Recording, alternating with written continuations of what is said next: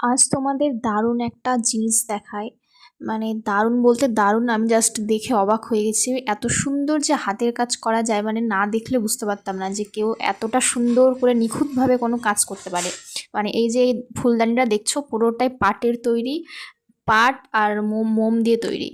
এটা আমার বান্ধবীর বোন, মানে শিল্পী তৈরি করেছে পুরো হাতের কাজ দিয়ে। মানে ও এত ইউনিক ইউনিক জিনিস তৈরি করতে পারে, না দেখলে মানে বোঝাই যায় না এত সুন্দর সুন্দর জিনিস তৈরি করতে পারে ও। এই যে দেখছো পুরোটা পাট দিয়ে জড়িয়ে জড়িয়ে করেছে। তার উপর ফুলগুলো তৈরি করেছে কত সুন্দর করে মোম দিয়ে তৈরি করেছে। আমার তো জাস্ট দারুণ লাগছে দেখতে। সেদিন ওদের বাড়ি যাওয়াতে পায়েল আমাকে দেখাচ্ছিল ফুলদানিটা। আরও প্রচুর ক্রিয়েটিভ জিনিস তৈরি করতে পারে, অন্য একদিন সময় হলে দেখাবো। প্রথমে ভাবলাম ফুলগুলো হয়তো ক্লে দিয়ে তৈরি, কিন্তু পরে বলল না, এগুলো মোমকে গলিয়ে করা হয়েছে।